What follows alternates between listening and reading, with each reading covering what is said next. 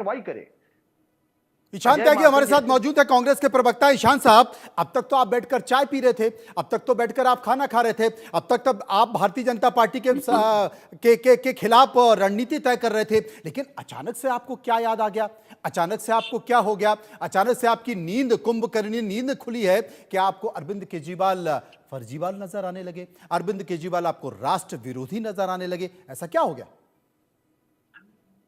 मनोज जी, देखिए, सबसे पहले तो मैं आपकी एक बात पर आपत्ति दर्ज करवाना चाहूंगा जी। आपने अभी थोड़ी देर पहले ये बोला कि कांग्रेस पार्टी पर नेहरू गांधी परिवार का कब्जा रहा। ये कब्जा किस तरह का शब्द है मनोज जी? जरा एक बार स्पेसिफाई करेंगे, कब्जा किस तरह का शब्द है, मुझे बताइए। आपने जो ये शब्द इस्तेमाल किया है कि नेहरू गांधी परिवार का कब्जा रहा, ये कब्जा किस तरह का शब्द है, ये बताइए। क्योंकि परिवारवाद का आरोप नहीं लगता? नहीं, आपकी पार्टी पर परिवारवाद का आरोप नहीं लगता? आरोप तो बीजेपी भी बहुत सारे लगते हैं परिवारवाद के, उनके लिए तो आपने कब्जा परिवारवाद का आरोप आपकी पार्टी पर नहीं लगता? अगर 55 साल 100 साल से ज्यादा में 100 साल से ज्यादा में 137 साल पुरानी पार्टी, 100 साल से ज्यादा में अगर 55 साल तक नेहरू गांधी परिवार राष्ट्रीय अध्यक्ष के तौर पर रहे तो इसे क्या कहेंगे? जी, आप एक परिपक्व व्यक्ति हैं, बहुत वरिष्ठ पत्रकार हैं, अगर मैं कुछ बात बोल रहा हूं तो सुनने का धैर्य रखिए। बताइए। आपत्ति दर्ज करवा रहा हूं, आपत्ति सुनिए अपनी। ठीक है, बताइए। कब्जा नहीं रहा। जितने भी हमारे अध्यक्ष हैं वो एक चुनाव की प्रणाली होती है, चुनाव की प्रणाली हमारी पार्टी में फॉलो होती है, उसके बाद वो अध्यक्ष बने कांग्रेस पार्टी के, और उसी के बाद दोबारा चुनाव हुए 2022 में और मल्लिकार्जुन खड़गे जी अध्यक्ष बने। आज भी नेहरू गांधी परिवार न्यूक्लियस है कांग्रेस पार्टी का, और मुझे फक्र है कि मैं इस पार्टी से जुड़ा हुआ हूं, और मेरे नेता आदरणीय राहुल गांधी जी और प्रियंका गांधी जी के नेतृत्व में और मल्लिकार्जुन खड़गे जी के नेतृत्व में मुझे काम करने का सौभाग्य प्राप्त हो रहा है इस पार्टी के लिए। तो आप ये कब्जा शब्द जो है आपको ये वापस लेना चाहिए, मेरी आपको ये। अच्छा, जितने भी तमाम कांग्रेस के बड़े नेता हैं जो दुखी होकर, निराश होकर पार्टी छोड़कर चले गए, आपको कोई फर्क नहीं पड़ता? सुन लीजिए, उन्होंने भी यही आरोप लगाया।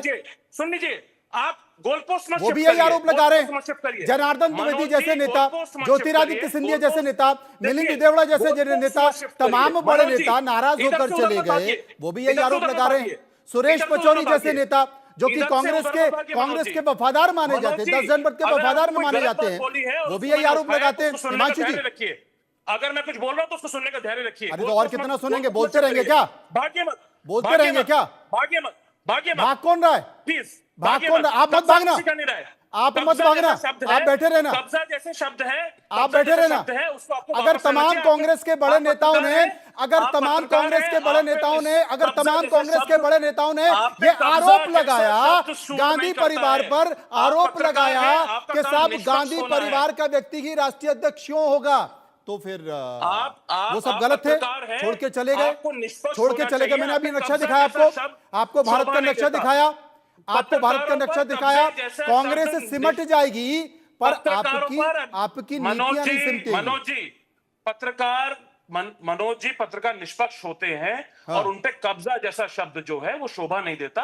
आप माफी मांगना चाहते हैं मांग लीजिए, नहीं मांगना क्यों चाहते मांगूंगा माफी? मैं दिक्कत नहीं है, क्यों मांगूंगा माफी? लेकिन कब्जा जैसा अरे आप तय करेंगे कि माफी मांगूंगा? अरे आप अब सुनिए, माफी तो आपको मांगनी है। 24 घंटे का अल्टीमेटम संजीव जी की पार्टी ने 24 घंटे का अल्टीमेटम दिया है, आप माफी मांगेंगे? मांगेंगे? प्रवक्ता को बताने दीजिए, जब मनमोहन सिंह जी की सरकार थी ना, तो उन्हीं के युवराज ने ऑर्डिनेंस पाड़ा था। कब्जा जमाना राहुल युवराज किस तरह की भाषा है? किस तरह की भाषा है? बिल्कुल सही कह रहे हैं। चर्चा हो जाए। आप जिस तरह की पत्रकारिता कर रहे हैं, समय जया कर रहे हैं पैनल में, ये बड़ी चिंता का विषय है देश के लोकतंत्र के लिए। आप किसी को भी कुछ भी बोल देंगे, किसी पे कब्जा बोल देंगे, किसी को युवराज बोल देंगे, और आप सुनते रहेंगे। मनोज जी, निष्पक्ष पत्रकारिता का धर्म निभाइए, निष्पक्ष पत्रकारिता का धर्म निभाइए। मनोज जी, मध्य प्रदेश हार गए, छत्तीसगढ़ हार गए, राजस्थान हार गए, हरियाणा हार गए, महाराष्ट्र हार गए। भैया 2019 में वही राजस्थान जीते थे, वही मध्य प्रदेश जीते थे, वही छत्तीसगढ़ जीते थे। अब क्यों हार गए? में सरकार है, अब क्यों हार गए? कर्नाटक में सरकार है, अब क्यों हार गए? सरकार है। तमाम कांग्रेस के नेता क्यों छोड़कर चले गए? यही आरोप लगाकर कि सुना नहीं जाता है।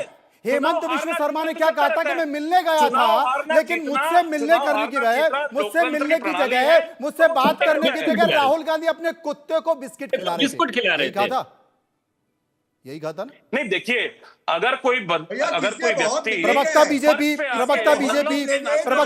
नहीं, अनंत अमित हमारे साथ मैं मौजूद है। नहीं अनंत जी जी आप सवाल देखिए, सुनना ही नहीं चाहते, आप चाहते ही नहीं कि जवाब मिले आपको। अनंत जी जी मनोज जी, देखिए मनोज जी, आज सर्वप्रथम तो पूरा देश जिस तरीके से वीर बाल दिवस रूप में मना रहा है, तो मैं साहिबजादों को वीर बाल दिवस की मैं नमन करता हूं और मैं यहीं से बात में प्रारंभ करता हूं। मैं दो बड़े पत्रकार बड़े भाइयों को मैं सुन रहा था, रास बिहारी जी को भी सुन रहा था, हिमांशु जी को भी सुन रहा था, और जिस तरीके से ये कह रहे थे मैं इनकी बातों से सहमत हूं।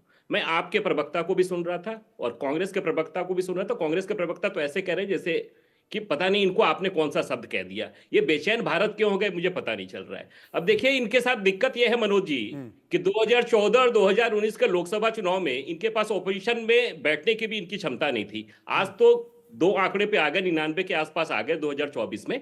तो 2024 के लोकसभा चुनाव के दौरान कांग्रेस ने एक नैरेटिव सेट किया जिस तरीके से इंडी ठगबंधन के साथ, और इंडी ठगबंधन का जब स्थापना हुई 18 जुलाई 2023 को, तभी से हम भारतीय जनता पार्टी के कार्यकर्ता लगातार देश के 140 करोड़ जनता को यह कहते रहे कि यह ठगबंधन है, यह अपने अपनी सुविधा के हिसाब से बनाया गया एक ठगबंधन है, जिसको जिस राज्य में, जैसे कि बड़े भाई हिमांशु जी कह रहे थे, अपने अपनी सुविधा के हिसाब से, चाहे वो झारखंड चले जाए, चाहे महाराष्ट्र चले जाए, चाहे वो साउथ चले जाए, अपने अपने तरीके से ये कर रहे थे, चाहे सपा उत्तर प्रदेश में चले जाए।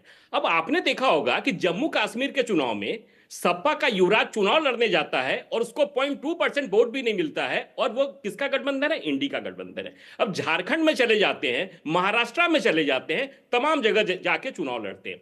आज जिस तरीके से दिल्ली के अंदर अरविंद केजरीवाल और उनकी पार्टी ने दिल्ली को विगत 10-12 वर्षों से ठगने का काम किया है, आज दिल्ली की जनता ये जान चुकी है, देश की जनता ये जान चुकी है कि ये ठगबंधन जिस तरीके से काम कर रहा है देश में, ये निश्चित तौर पे भारत विरोधी शक्तियां हैं, और ये कहीं ना कहीं भारत को कमजोर करने के लिए, और आपने देखा होगा मनोज अनंत जी यही आरोप तो आपके ऊपर लगा रही है। आम आदमी पार्टी ने यह कहा है कि साहब भारतीय जनता पार्टी कांग्रेस के नेताओं को फंडिंग कर रही है, संदीप दीक्षित जैसे नेताओं को फंडिंग कर रही है, चुनाव में फंडिंग कर रही है।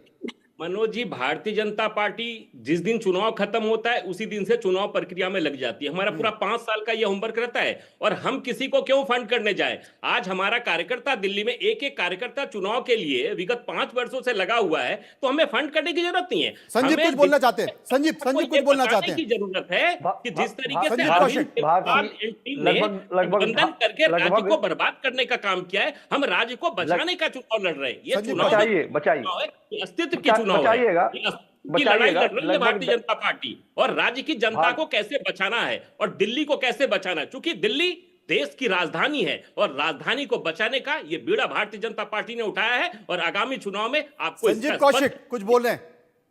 ऐसे ही बचाएंगे, 1100 रुपए में एक वोट खरीद के बचाएंगे। आपकी तरफ फर्जी करके बचाएंगे क्या? 1100 में एक वोट खरीद के बचाएंगे आप? इस तरह से दिल्ली को बचाने का करके बचाएंगे क्या? अरे कम से कम जुबान तो योजना लेकर आते हैं, वो योजना भी फर्जी योजना लेकर आते हैं। दिल्ली की जनता पिछले 2.5 दशकों से आपको बाहर का रास्ता दिखाई है। दिल्ली की जनता 2.5 दशकों से आपको बाहर का रास्ता दिखा दिया, आपका भागने का प्रयास कर रहे हैं। दिल्ली की जनता के खरीदने का प्रयास नहीं कीजिए। दिल्ली की जनता बिकाऊ नहीं है जिस तरह के कदम आप उठा रहे हैं। भारतीय जनता पार्टी इतनी हताश हो गई है, इतनी निराश हो गई है, अभी हार मान लिया आपने। कम से कम सरकारी मुद्दों पे बात तो कीजिए ना। ईडी के डर से जान चुकी है कि जिस तरीके से आपने दिल्ली की जनता को ठगने का काम कैसे जीतेंगे आप? तमाम देश का घूमकर किस तरीके से नैरेटिव सेट कर रहे थे, आज ये आप लोग की लड़ाई से स्पष्ट हो गया है कि आपकी जो लड़ाई है ये अपने स्वार्थ की लड़ाई है। ये आज की लड़ाई से स्पष्ट हो गया है, देश की जनता को एक मैसेज चला गया है कि आप जो लड़ रहे थे, आप जो भारतीय जनता पार्टी के खिलाफ एक माहौल बना रहे थे, ये अपने फर्जीवाड़ा को बचाने के लिए कर रहे थे। दिल्ली की जनता कम से कम आपको तो एक्सेप्ट नहीं करने जा रही है। दिल्ली की जनता ने जो बात ठान ली है, जनता भगवान होती है, हमें भगवान पे भरोसा है, हम तो चलती हुई सरकार को जिस तरह से आपने डगमग करने का प्रयास किया, बड़े बड़े हमारे नेताओं को आपने जेल में डालने का प्रयास किया, सबको आपने डिस्टर्ब किया, काम को डिस्टर्ब किया आपने, अपने